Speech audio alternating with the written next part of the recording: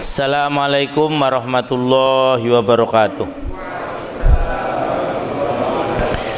Innal hamdalillah nahmaduhu wa nasta'inuhu wa nastaghfiruh wa na'udzu billahi min syururi anfusina wa sayyiati a'malina. May yahdihillahu fala mudhillalah wa may yudlil fala hadiyalah. Asyhadu an la ilaha illallah wahdahu la syarikalah wa asyhadu anna Muhammadan abduhu wa rasuluh. Masya Allahu kan wa ma lam yasha lam yakun, la haula wa la quwata illa billahil aliyil azim. Amma ba'd. Ikhwan akhwat wal imam bistastab, naibul imam bistastab, Dewan-dewan dari Dewan Imamah yang dimuliakan oleh Allah. Alhamdulillah malam hari ini untuk yang kedua kali di dalam bulan ini kami men-launching buku terakhir saya, mudah-mudahan nanti menyusul lagi, yang berjudul Mimbar Al-Jamaah, kumpulan khutbah Jumat. Tidak membedah ya, tapi men-launching. Launching itu artinya mengenalkan atau meluncurkan buku. Nah, kalau ini buku di hadapan kita, maka yang pertama kali yang harus kita lakukan apa kalau ada buku? Kalau ada buku, apa yang kita lakukan? Melihat, mendengar, atau membaca. Nah, ya, kenapa Islam itu merintahkan agar kita membaca? Ini ada 8 sampai 10 manfaat membaca menurut Quran. Memang seharusnya muslimin itu adalah manusia pembaca. Jadi kalau kita sebagai muslim kok tidak senang membaca, ayat yang pertama kali turun saja belum para hewan laksanakan, apalagi ayat-ayat yang lain. Begitu kan? Karena wahyu yang pertama kali turun perintah apa? Nah, perintah apa? Membaca. Jadi hikmah atau manfaat membaca yang pertama melaksanakan perintah Allah Subhanahu wa taala. Ya, ini para ikhwan semuanya. Jadi dengan kita membaca berarti kita melaksanakan perintah Allah. Kalau kita tidak membaca berarti tidak melaksanakan perintah Allah. Satu. Yang kedua, dengan membaca ilmu kita akan bertambah. Karena rasanya tidak mungkin ilmu bertambah tanpa apa? Membaca.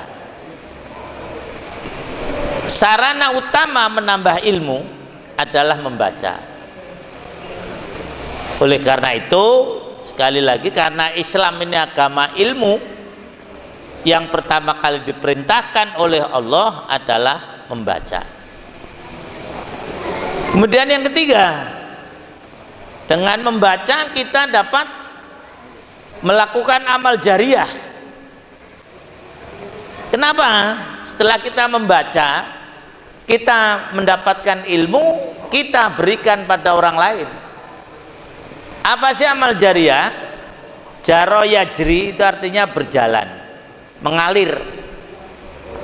Jadi Masya Allah para hewan semuanya, semua amal kita ini berhenti kecuali yang bisa mengalir pahalanya. Kita sudah meninggal, pahalanya masih terus kita dapatkan. Ibarat orang pensiun sudah tidak kerja tapi masih dapat gaji lah. Tapi kalau gaji pensiun kan mesti lebih kecil ya wali ya dari hasilnya. Kalau amal jariah tidak, bahkan bisa mungkin lebih banyak. Kalau misalnya yang mengamalkan apa yang kita sampaikan itu lebih banyak. Ini yang keberapa tadi? Yang ketiga, yaitu kita bisa melaksanakan amal jariah. Kemudian yang keempat, memperbanyak kosakata. Kenapa ini diperlukan? Karena orang hidup itu mesti harus berbicara. Nah, berbicara itu mengeluarkan kata-kata. Dari mana kata-kata bisa banyak? Karena apa? Membaca. Tuh para hewan semuanya. Jadi kalau para hewan kok masih sulit untuk mendapatkan kata-kata, misalnya ceramah dan sebagainya, itu biasanya, dan ini satu kepastian jelas, tidak membaca itu. Kalau orang pembaca mesti kosakatanya banyak. Yang berapa? Yang keempat, ya. Kemudian yang kelima, dengan membaca kita akan lebih dekat kepada Allah Subhanahu wa taala. Karena biasanya yang apalagi yang kita baca itu buku-buku yang hubungannya dengan keagamaan. Itu makin lebih mendekatkan diri kepada Allah Subhanahu wa taala. Tidak hanya ibadah mahdhah, tapi dengan membaca itu kita bisa lebih dekat pada Allah Subhanahu wa taala. Yang keenam, ya, membaca melatih kita berkonsentrasi. Kecuali bagi yang sudah terbiasa itu dengan membaca, konsentrasi bisa terpecah. Tapi kalau tidak biasa, pembaca pemula itu membutuhkan konsentrasi. Kalau tidak konsentrasi, itu nanti tidak akan bisa dipahami. Nah, yang lebih hebat lagi, yang ketujuh, dengan membaca akan memudahkan atau memperkuat daya ingat para hewan semuanya. Karena kalau kita membaca, mesti berusaha mengingat-ingat apa yang sudah kita baca. Nah, jadi memang masya Allah, ya, kalimat Iqra, ya, itu hanya kalimat Iqra saja itu sudah masya Allah. Kemudian yang ke-8, mensyukuri nikmat Allah, terutama mata. Karena yang namanya syukur habis ya baterainya. Itu menggunakan nikmat Allah sesuai dengan apa yang yang dikehendaki oleh Allah. Nah, mata itu apabila kita baca sudah tentu yang baca yang baik, itu berarti kita mensyukuri nikmat Allah Subhanahu wa taala. Yang ke berapa sekarang? Yang ke-9, ya. Dengan kita membaca akan memperluas wawasan kita. Dan yang terakhir yang ke-10, dengan membaca akan memudahkan kita memecahkan problematika hidup yang dihadapi. Oleh karena itu para umaro, karena tugas umaro itu adalah memecahkan permasalahan, kalau ingin mudah memecahkan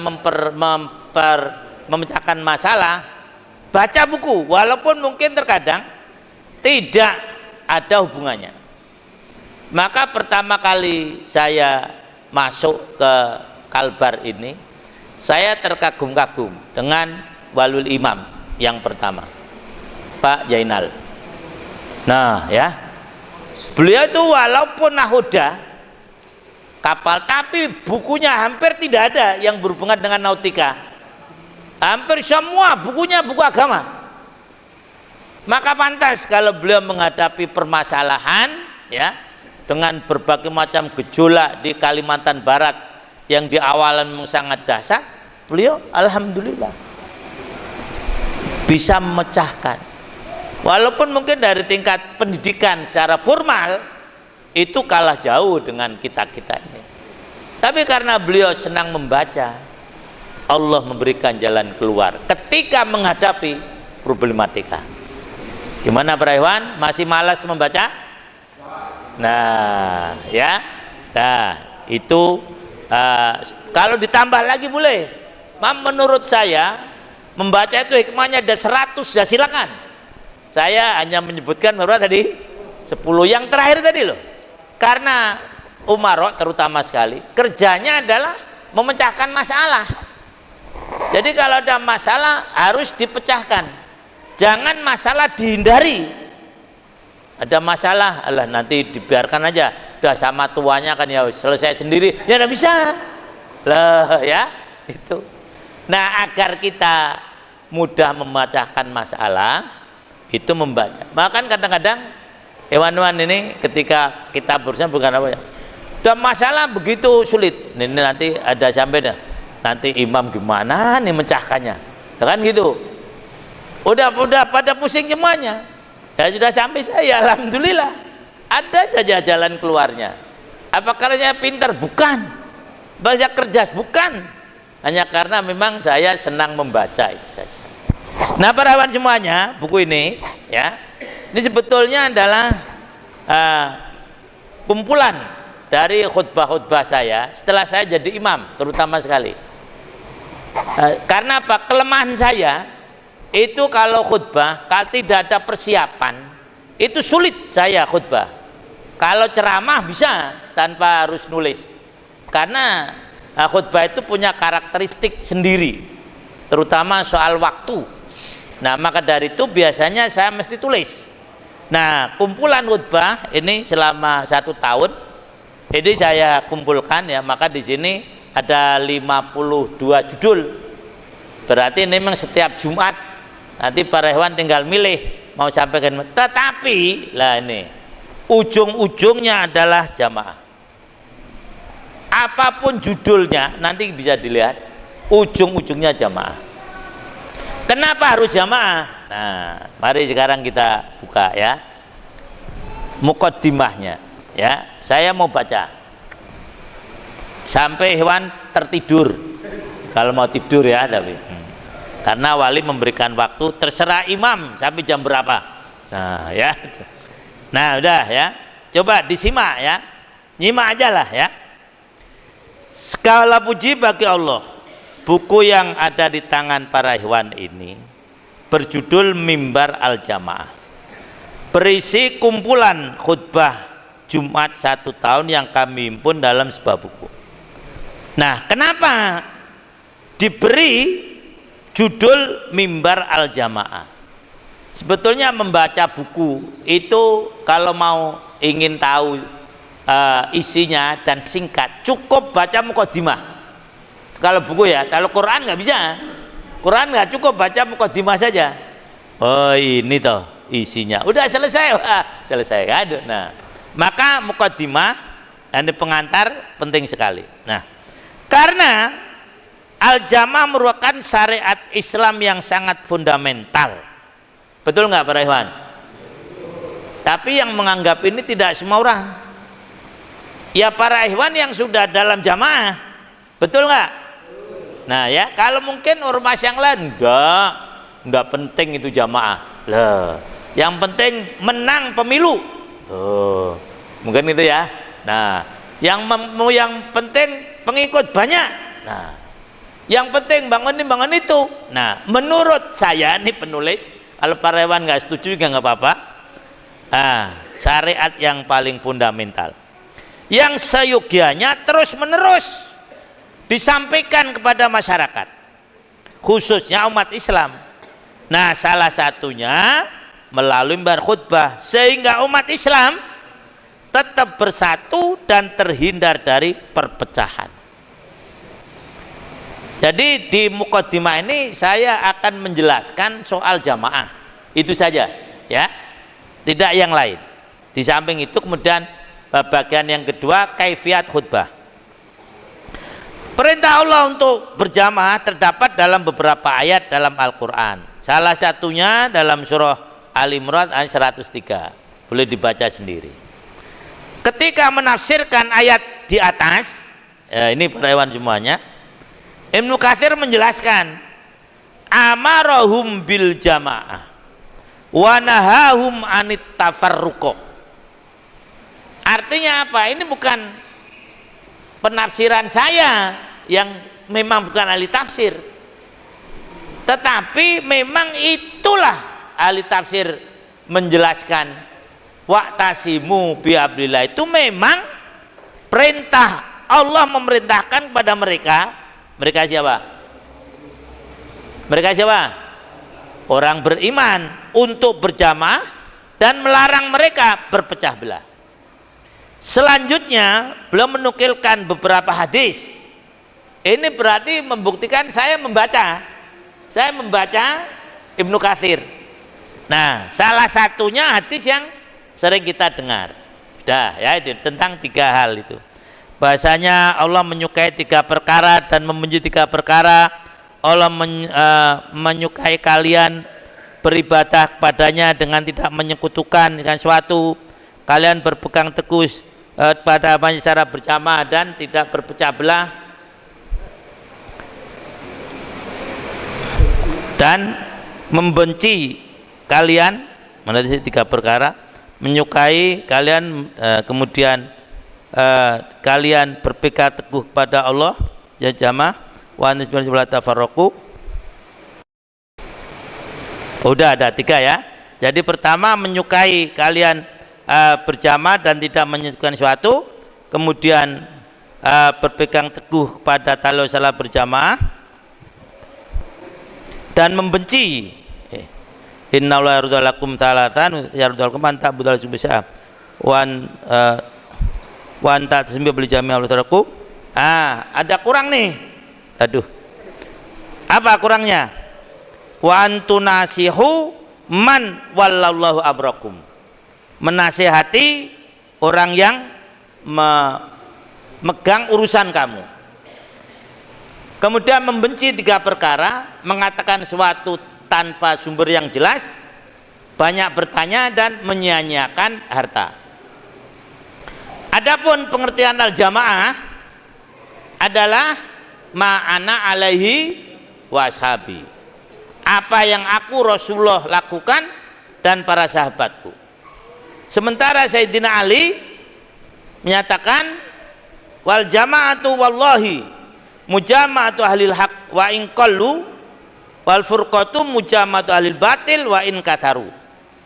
Sekarang selanjutnya al jama' adalah solusi. Jadi semua perkara yang terjadi di kalangan umat Islam, solusinya adalah apa? Al jamaah. Hadisnya bisa dibaca sendiri. Nah, selanjutnya dengan menetapi al jamaah dan mengamalkan al jamaah, insya Allah pertolongan dan rahmat Allah akan diberikan kepada kaum muslimin. Bagaimana sabda Nabi, al jamaatu rahmah wal furqatu adab.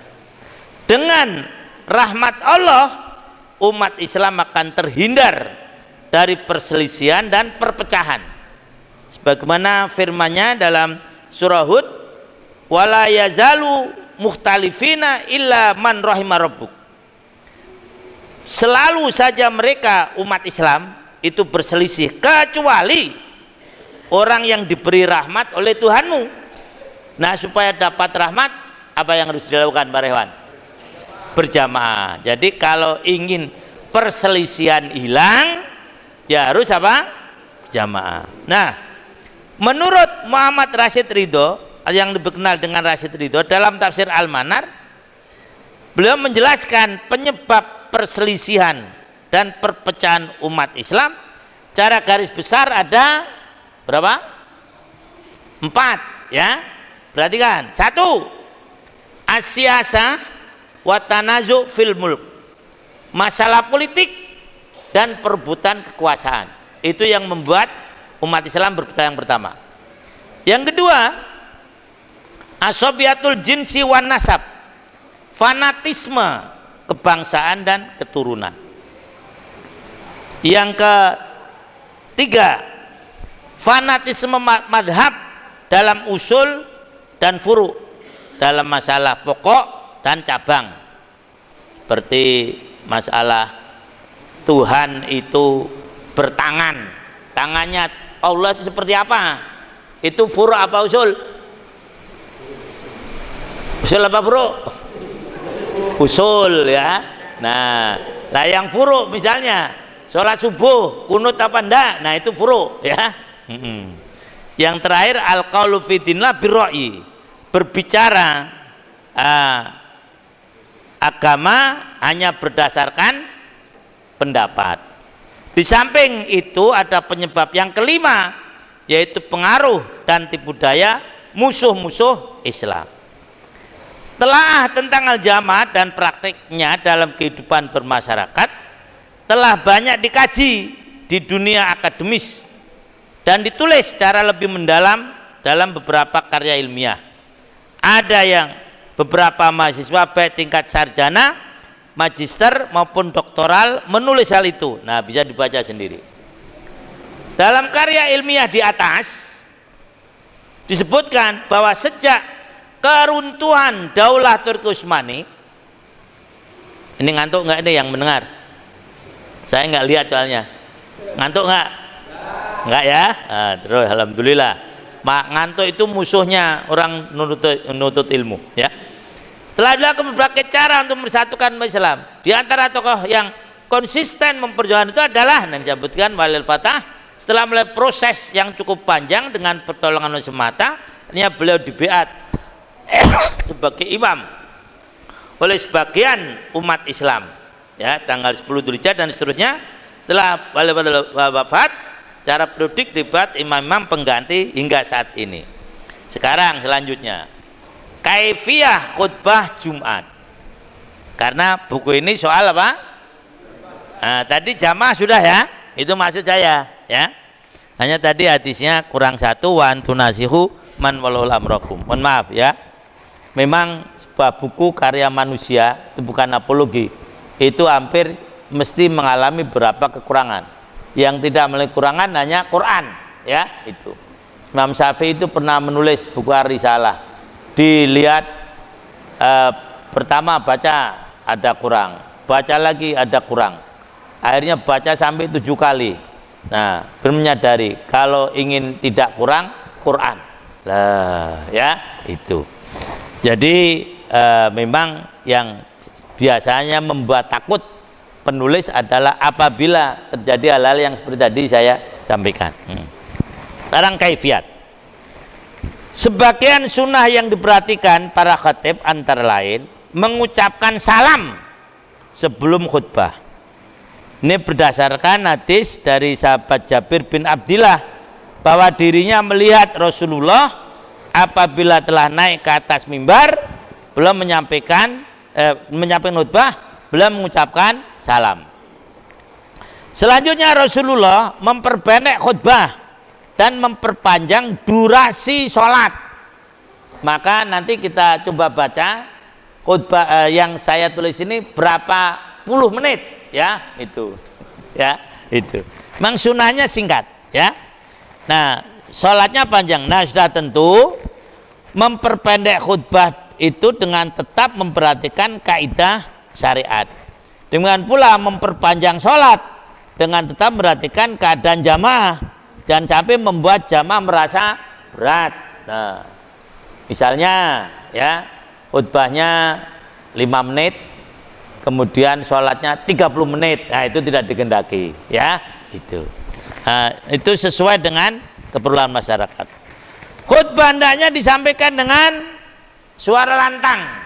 Maka Rasul kalau khutbah itu seperti mundirul jais, seperti komandan pasukan ya. Itu bahasa yang ringkas dan to the point karena waktu terbatas, dan sampai khutbah kesana kemari apalagi dengan humor dan sebagainya. Nah, itu tidak ada sunnahnya. Khutbah terlalu panjang dan bertele-tele akan membuat jamaah merasa bosan dan akibatnya apa? Ngantuk. Nah, bangunnya kapan? Dah komat ya baru bangun. Oleh karena itu khatib perlu berkomunikasi dengan takmir masjid agar tidak terjadi miskomunikasi. Adapun surah yang dibaca oleh Nabi pada rakaat pertama di dalam sholat Jumat adalah surah Al-A'la dan Ghasyiyah pada rakaat kedua. Diriwayatkan beliau pernah membaca surah Al-Jumu'ah dan Al-Munafikun. Ya, jadi ukurannya semacam itu. Nah, sekarang tentang rukun khutbah. Ini sangat disayangkan kadang-kadang para khotib tidak mengetahui rukun. Rukun dengan syarat, apa bedanya? Syarat dengan rukun, beda apa sama? Apa bedanya? Nah, syarat sebelum dilakukan. Kalau rukun, rukun syarat sebelum dilakukan ibadah. Kalau rukun ya di saat melakukan apa? Ibadah. Seperti wudu, itu rukun apa syarat sholat? Wudu syarat apa rukun sholat? Nah, ya, takbiratul ihram rukun. Nah, semacam itu kurang lebihnya, ya itu ini. Nah, menutup aurat rukun apa syarat? Syarat lah, ya itu ini. Membaca Fatihah rukun apa syarat? Rukun, semacam itu. Nah, jadi yang saya pakai ini yang Imam Syafi'i ya, ada 5. Satu, memuji dengan memuji Allah dengan ucapan hamdalah. Yang kedua, mengucapkan sholawat. Yang ketiga, nasihat takwa. Yang keempat, membaca ayat Al-Quran. Dan yang kelima, mendoakan kaum muslimin. Ini yang dipakai di Indonesia. Ini pendapat Imam Syafi'i. Adapun Imam Hambali 4, hanya 4 saja. Mendoakan kaum muslimin tidak termasuk rukun khutbah. Jadi tidak perlu Allahumma fir lil muslimin al muslimat menurut Imam siapa? Hambali. Menurut Maliki rukun itu hanya 1, yaitu apa? Memberi nasihat pada perjam. Misalnya gini, ayyuhal muslimun ittaqullah, assalamualaikum warahmatullahi, cukup. Nah, ya itu singkat padat ya. Nanti sholatnya baca Al-Asri dan Al-Kausar, selesai. Nah, demikian pula dalam mazhab Hanafi hanya 1 saja, yakni khutbah mengandung zikir, menyebut dan mengingat Allah. Selanjutnya, Imam An-Nawawi menyatakan sangat disukai khutbah dengan menggunakan bahasa yang fasih, menarik, menggunakan kata yang sederhana sehingga mudah dipahami para jamaah. Hindari kata-kata memaki, melaknat, dan ungkapan-ungkapan buruk lainnya. Jangan sampai masuk dalam apa? Khutbah ya. Adapun mengenai bahasa yang dipakai dalam khutbah, mazhab Maliki menyatakan khutbah harus dengan bahasa Arab. Loh, ya. Itu pendapat Jawa. Pendapat Jawa Maliki. Meskipun jamaahnya bukan orang Arab. Sementara mazhab Hanafi menyatakan boleh pakai bahasa selain Arab yang dimengerti para jamaah. Tapi mazhab Hambali menyatakan lebih baik menggunakan bahasa Arab selagi para jamaahnya memahami hal itu. Tetapi apabila jamaah tidak memahaminya, boleh memakai bahasa selain Arab. Namun untuk ayat Al-Quran wajib dibaca dengan bahasa Arab menurut aslinya. Jadi jangan sambil ini Allah berfirman, bacalah. Loh, itu mah bukan firman Allah. Nah, ya, Allah berfirman, berpegang teguhlah kepada cali Allah secara berjamaah. Firman Allah bukan? Bukan. Apa itu artinya? Loh, jangan memalsukan hadis. Rasulullah bersabda, misalnya begitu, jangan kamu minum dengan berdiri. Itu mah bukan sabda Rasulullah, itu ucapan orang Indonesia. Ya, gitu kurang lebihnya. Nah, dalam mazhab Syafi'i menggunakan bahasa Arab bukan merupakan syarat khutbah. Jadi boleh menggunakan bahasa selain Arab yang dimengerti para jamaah meskipun penggunaan bahasa Arab lebih utama. Nah, terus lanjutnya. Perdebatan tentang menggunakan bahasa Arab dalam khutbah Jumat dibahas oleh Kongres Permusyawaratan Alim Ulama di Mekah. Mungkin para hewan belum pernah membaca mungkin ya. Makanya saya tampilkan di sini. Putusan kongres tersebut adalah para jamaah yang paham bahasa Arab hendaknya khotib memakai bahasa Arab. Adapun jika jamaah tidak memahami bahasa Arab, maka khotib menggunakan bahasa sesuai dengan apa yang mereka pahami. Selanjutnya, muqaddimah khutbah yang penulis sampaikan dalam itu diambil dari khutbatul hajjah, sebagaimana yang dicantumkan oleh dalam hadis yang diriwayatkan oleh Imam Ibnu Majah, At-Tirmidzi dan Ahmad. Nah, khutbah hajjah itu perhatikan, yang mulai amma ba'd, ya. Qala Allah ta'ala nadim a'udzubillahi ya alladzina amanu taqullaha haqqa tuqatih wa la tamutunna illa wa antum muslimun. Ya ayyuhalladzina amanu taqullaha rabbakum alladzi khalaqakum min nafsin wahidah wa khalaqa minha zawjaha wa rijalan katsiran wa nisaa wa taqullaha alladzi tasaaluna bil arham innallaha kana raqiba.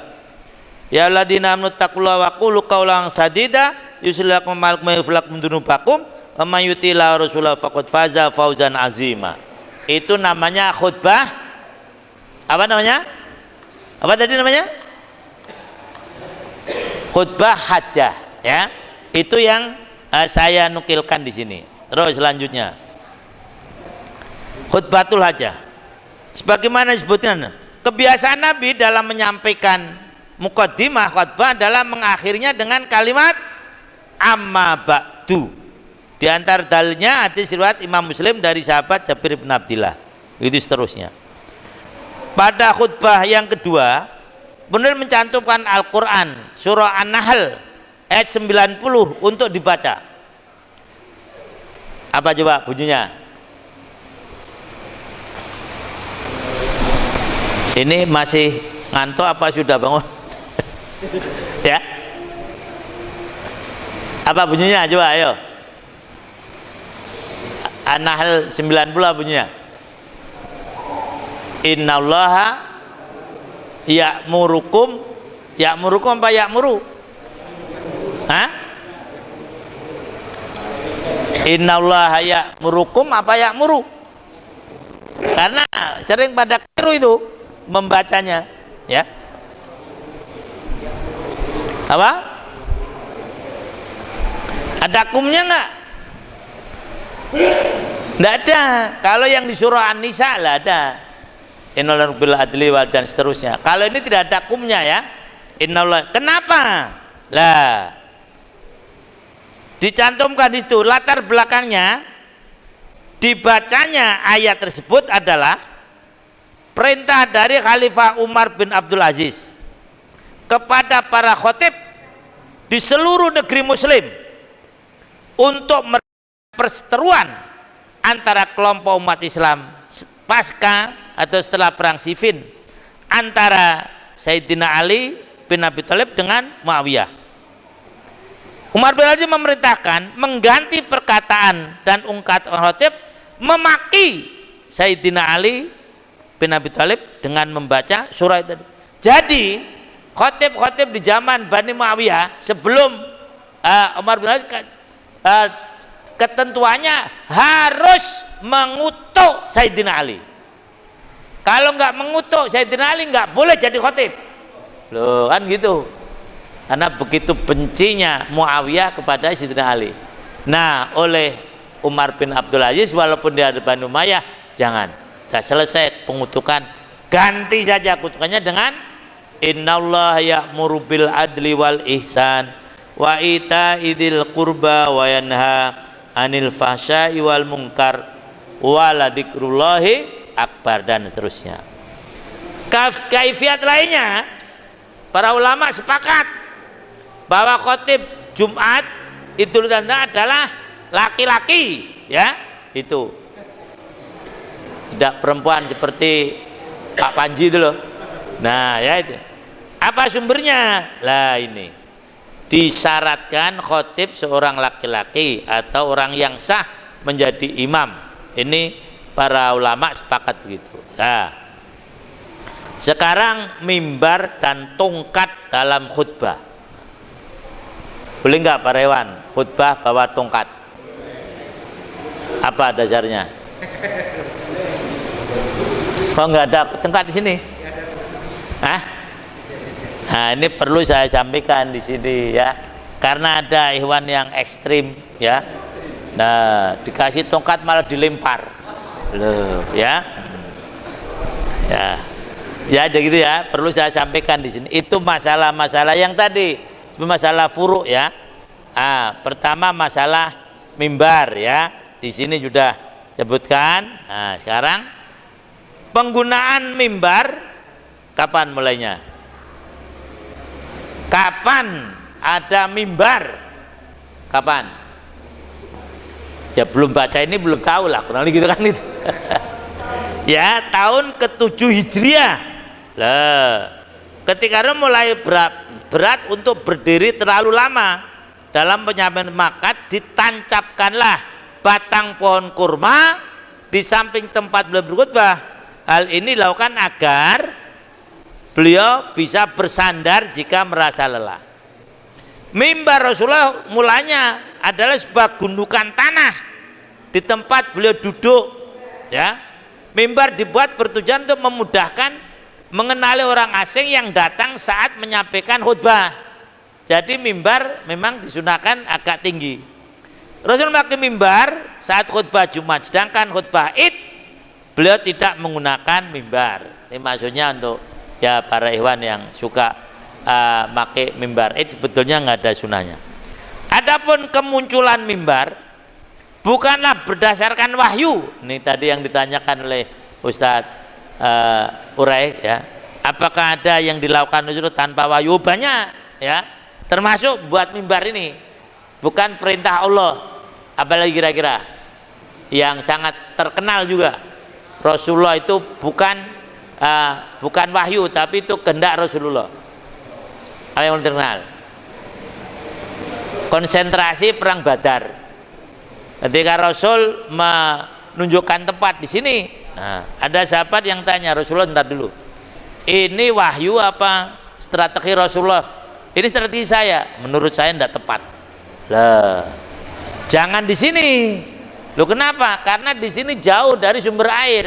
Pindah tempat sana. Lah, berarti ada Rasulullah itu memang bukan berdasarkan apa?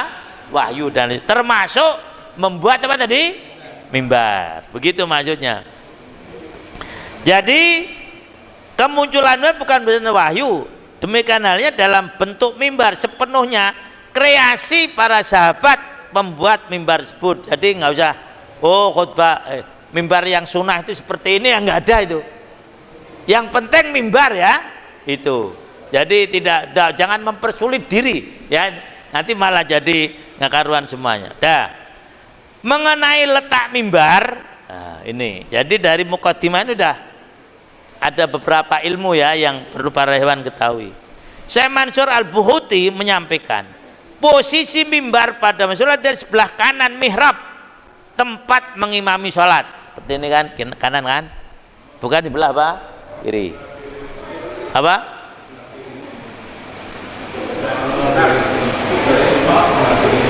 Enggak lah. Iya, maksudnya gitu. Kan? Lah saya ngadep sana ya kiri kan. Nah, kalau sholat kan di belah kanan kan. Nah, itu jadi jangan mimbarnya taruh sini gitu maksudnya. Ya. Nah, namun nanti selanjutnya sebelah kanan teman. Jika dilihat dari menghadap kiblat. Namun keterangan mengenai posisi mimbar ini tidak menunjukkan kewajiban, sehingga sama sekali tidak mempengaruhi hukum khutbah dan keabsahan sholat. Kalau di Turki malah di tengah. Loh, ya itu. Jadi macam itu. Sementara Mufti Mesir Syekh Atiyah Shoker menjelaskan tidak terdapat dalil yang mewajibkan posisi mimbar di sebelah kanan. Keterangan yang ada hanya menjelaskan posisi mimbar itu tidak menunjukkan kewajiban. Adapun lah ini sekarang nih tentang tongkat yang sering dipakai hewan-hewan di Nahdlatul Ulama ya. Hal itu bukan menjadi syarat atau rukun khutbah. Mayoritas ulama dari kalangan Syafi'iyah, Malikiyah, Hanabilah menganjurkan berkhutbah dengan memegang tongkat. Nah, dalilnya mana ini? An Syu'aib bin Zurek atau Ifi qala syahidna fiha al-jum'ata ma Rasulullah SAW faqoma mutawakkian ala aso au qausin. Kami hari Jumat pada tempat Rasulullah, beliau berdiri dengan berpegangan pada sebuah tongkat atau busur. Jadi ada dalilnya Pak Rewan, nggak usah dilempar ya. Nah, saya upayakan buat netral. Masa kalian Imam Al-Ghazali dalam Ihya Ulumuddin menjelaskan hikmah memegang tongkat adalah agar khotib lebih fokus saat menyampaikan khutbah dan tidak banyak bergerak-gerak. Itu. Apalagi yang maju juga grogi. Kalau pegangan kan, nah, lumayan gitu. Biar pede. Namun sebagian ulama menyimpulkan bahwa membawa tongkat saat khutbah adalah masalah kondisional. Ini komentar saya. Saat tongkat atau benar dibutuhkan maka disunahkan membawanya, tapi jika tidak dibutuhkan maka tidak perlu membawanya atau memegangnya. Wallahu a'lam. Akhir kata kami coba menjelaskan pada segenap hewan yang membantu terbitnya buku ini dan seterusnya. Mohon maaf apabila terdapat banyak kekurangan dalam buku ini dan seterusnya. Nah, itu para hewan semuanya. Sekarang coba ya. Siapa yang mau nyoba baca khutbah saya di mimbar ini?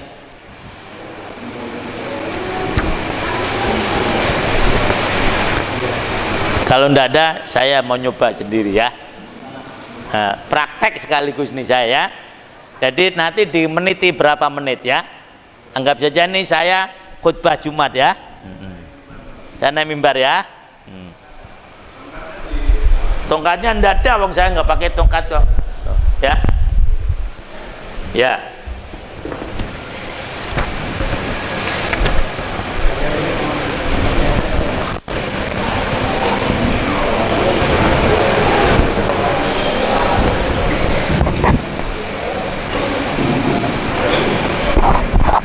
Alhamdulillah nahmaduhu wa nasta'inuhu wa nastaghfiruh wa na'udzu billahi min syururi anfusina wa min sayyiati a'malina. May yahdihillahu fala mudhillalah wa may yudlil fala hadiyalah.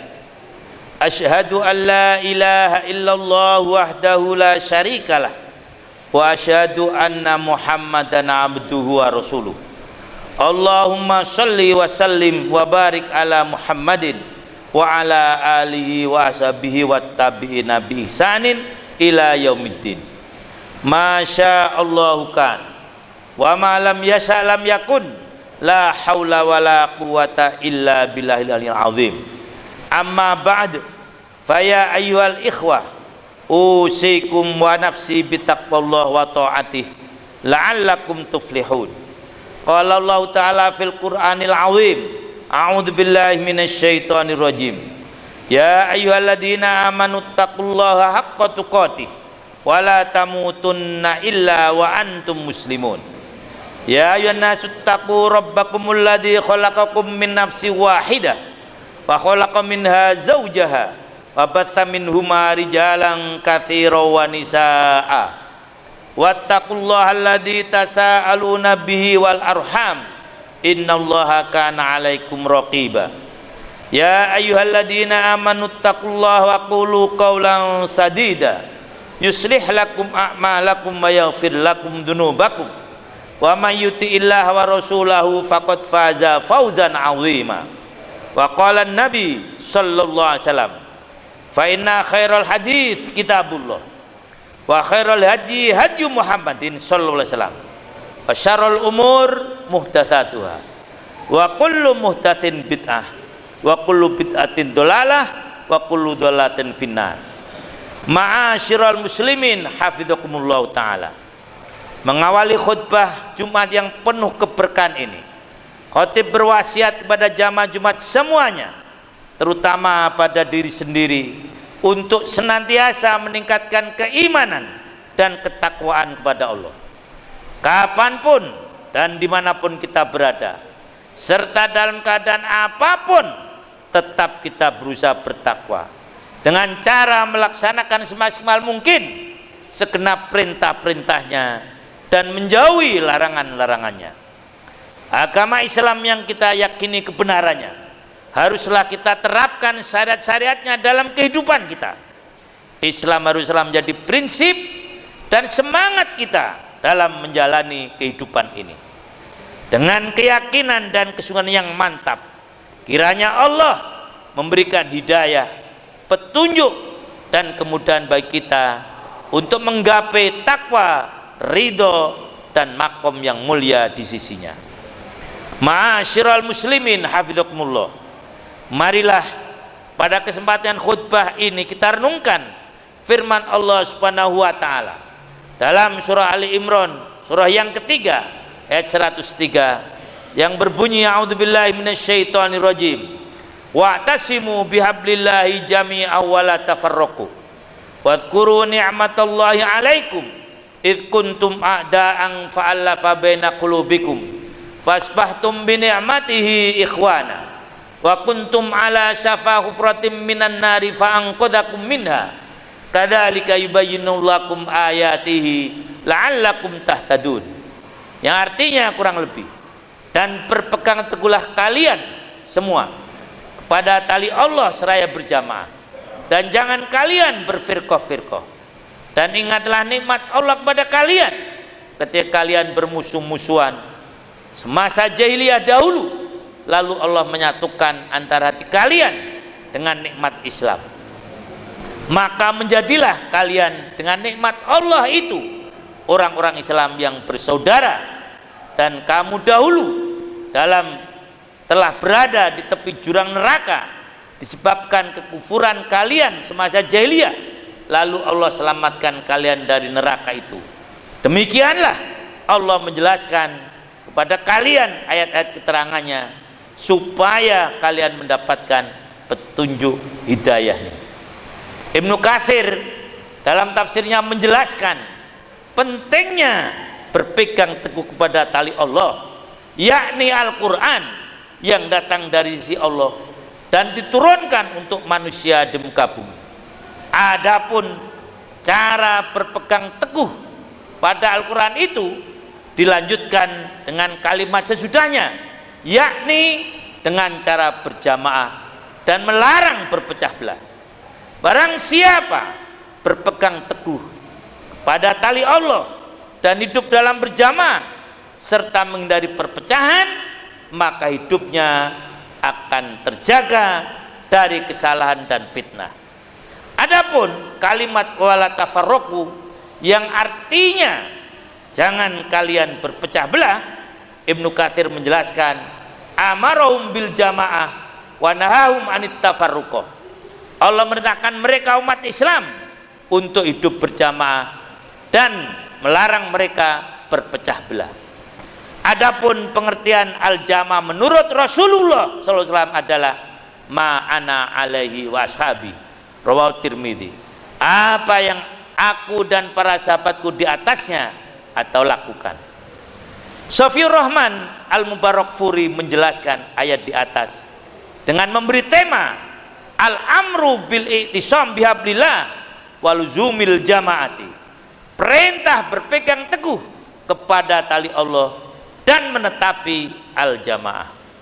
Ma'asyiral muslimin hafizakumullah, al-jamaah merupakan jalan keluar dalam menghadapi berbagai macam permasalahan masyarakat, sebagaimana hadis yang bersumber dari sahabat Hudzaifah bin Yaman yang berbunyi, kana nasu yas'aluna Rasulullah anil khair wa kuntu as'alu anis syarr makhafatan ayudrikani faqultu ya Rasulullah inna kunna fi jahiliyah wa syarrin faja'ana Allah bihadzal khair fal ba'da hadzal khair min syarr qala na'am faqultu hal ba'da dzalika syarr min khair qala na'am wa fihi takhunun qultu wa ma takhunuhu qala qaumun yastannuna bi ghairi sunnati wa yahduna bi ghairi hadi ta'rifu minhum ma tunkir faqultu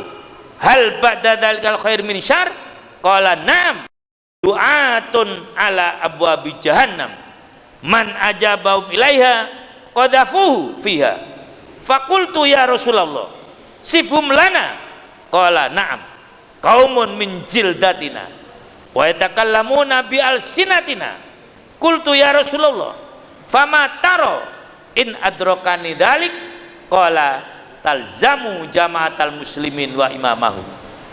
Fakultu fa illam takun lahum jama'atun wala imamun qala fa'tazil tilkal firqa kullaha walau anta addo ala asli sajaratin hatta yudrikakal maut wa anta ala dalik. Rawahul Bukhari wa Muslim.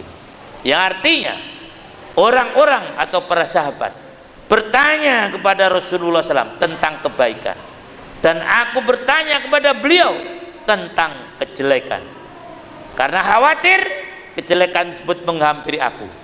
Aku berkata, wahai Rasulullah, sesungguhnya dahulu kami berada dalam kejahilian dan kejelekan atau keburukan, kemudian Allah mendatangkan kebaikan pada kami.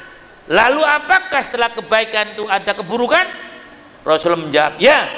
Aku bertanya, apakah setelah keburukan tersebut ada kebaikan? Beliau jawab, ya, tapi di dalamnya ada kekeruhan, ada asap. Aku bertanya, apa kekeruhan itu? Beliau menjawab, suatu kaum yang mengerjakan sunnah tidak sesuai dengan sunnahku dan memberi petunjuk bukan dengan petunjukku. Engkau mengetahui mereka dan engkau mengingkarinya. Lalu aku bertanya, apakah setelah kebaikan tersebut ada keburukan? Beliau jawab, ya, para dai atau penyeru yang berada di pintu-pintu neraka jahanam. Siapa yang menjawab seruannya, maka mereka akan melemparkan orang itu ke dalamnya. Aku bertanya, wahai Rasulullah, terangkan ciri-ciri atau sifat mereka pada kami. Beliau jawab, ya, mereka adalah suatu kaum yang kulit mereka sama dengan kulit kita, artinya kaum kita, dan mereka berbicara dengan bahasa kita. Aku bertanya, wahai Rasulullah, apa yang engkau perintahkan kepadaku jika aku menjumpai hal itu? Beliau menjawab, engkau harus tetap komitmen dalam jamaah muslimin dan imam mereka. Lalu aku bertanya lagi, bagaimana jika tidak ada jamaah dan imam? Beliau bersabda, maka jauhilah atau berlepaslah dari semua golongan-golongan tersebut, walaupun engkau harus menggigit akar pohon sampai ajal menjemputmu, dan engkau tetap dalam keadaan seperti itu. Hadis riwayat Al-Bukhari dan Muslim.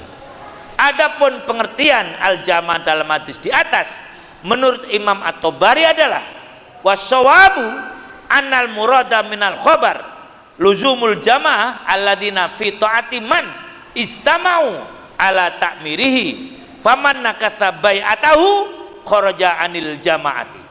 Yang benar, yang dimaksud dari hadis menetapi al-jamaah adalah orang-orang yang mentaati pemimpin yang telah mereka sepakati bersama, dan barang siapa merusak baiatnya, ia telah keluar dari al-jamaah.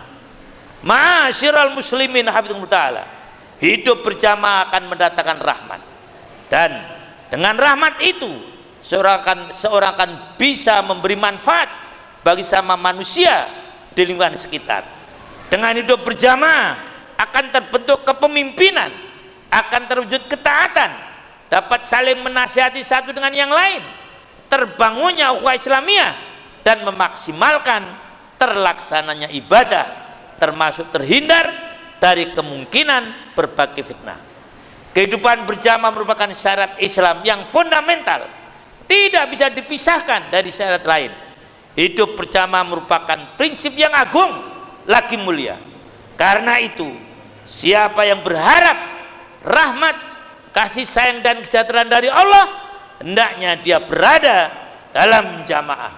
Sebagaimana sabda Rasulullah yang artinya berjamaah itu rahmat dan berfirqah-firqah itu adalah azab.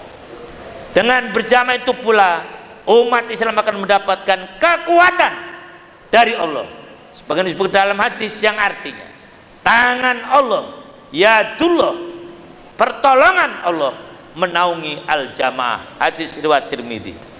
Umat Islam pernah berjaya dan memiliki kekuatan serta kewibawaan ketika mereka berada dalam satu kepemimpinan, yakni di zaman Rasulullah SAW, Khulafaur Rasyidin al-Mahdiin hingga masa Turki Utsmani. Maka mengingat pentingnya pengamalan syariat Islam syariat al-jamaah dalam wujud kehidupan berjamaah, maka umat Islam di berbagai negeri berusaha mewujudkannya kembali, hingga akhirnya syariat al-jamaah kembali diamalkan dengan dibayatnya Syekh Wali Al-Fatah pada 10 Dzulhijjah 1372 bertepatan dengan 20 Agustus 1953. Setelah beliau wafat, dibayatlah imam yang lain sebagai pengganti beliau. Semoga kita dapat mengamalkan dan menjaga kehidupan berjamaah di kalangan kaum muslimin serta menjauhi segala bentuk perpecahan. Amin ya rabbal alamin. Barakallahu li wa lakum fil Qur'anil azim wa nafa'ani wa iyyakum bima fihi minal ayati wal hakim. Aqulu qouli hada wastaghfirul azim innahu huwal barur rahim. Nah, berapa menit? Ada yang menit enggak? Berapa? 13 menit. Tinggal 2 menit. Apa khutbah yang kedua? Ya. Udah 2 lebih singkat. Alhamdulillahilladzi amarona biluzumil jamaah wa nahana anil ikhtilafi wa tafarruqa wassalatu wassalamu ala nabiyir rahmah wa ala alihi wa sahbihi ummah. Asyhadu an la ilaha illallah wa Muhammadan abduhu wa rasuluh. Masyaallahu kan wa ma lam yasha' lam yakun. La haula wala quwata illa billahil azim. Amma ba'd fa ayyuhal muslimun usikum wa nafsi bittaqullah faqad fazal muttaqun. Wa qala Allah ta'ala a'udzu billahi minasyaitonir rajim innallaha wa malaikatahu yusholluna 'alan nabi ya ayyuhalladzina amanu shallu 'alaihi wa sallimu taslima. Allahumma shalli ala Muhammad wa ala Muhammad kama shallaita ala Ibrahim wa ala Ibrahim fil alamina innaka Hamidum Majid. Wa barik ala Muhammad wa ala Muhammad kama barakta ala Ibrahim wa ala Ibrahim innaka Hamidum Majid. Allahumma fir lil mu'minina wal mu'minat wal muslimin wal muslimat al hayai minhum wal ambat. Allahumma ansur ikhwanana al mujahidina fi Filistin wa fi kulli makan. Allahumma ajal Islam wal muslimin wa disyirka wal musyrikin wansur ibadakal muwahhidin wansur man nasruddin wakhdul man khadalal muslimin wa dammir a'da'ad-din wa ali kalimataka yaumiddin. Allahumma adfa'anna al-ghala wal waba waz zalazal mihan ma dhara min baton min baladina hada khosoh min sairil buldanil muslimin amah ya rabbal alamin. Rabbana zalamna anfusana wa illam taghfir lana wa tarhamna lanakunanna minal khosirin. Rabbana atina fid dunya hasanah wa fil akhirati hasanah wa qina adzabannar. Ibadallah innallaha ya'muru bil adli wal ihsan wa ita'idil qurba wa yanha anil fahsya'i wal munkaril baghi ya'idzukum la'allakum tadhakkarun wadhkurullaha yadhkurkum washkuru ala ni'amihi yazidkum wa la dzikrullahi akbar. Aqimis shalah. Nah, selesai kan? Jadi itulah para hewan kurang lebihnya tentang isi dari buku ini. Nah, mudah-mudahan dapat memudahkan para hewan untuk mencari materi khutbah Jumat, ya. Sudah tentu ini tidak baku, para hewan akan memberi variasi, silakan ya, bahkan lebih baik lagi. Yang jelas saya hanya ingin memudahkan para hewan terutama umaro, ya. Kalau bisa di niabah-niabah itu ya isi khutbahnya tentang apa? Tentang apa?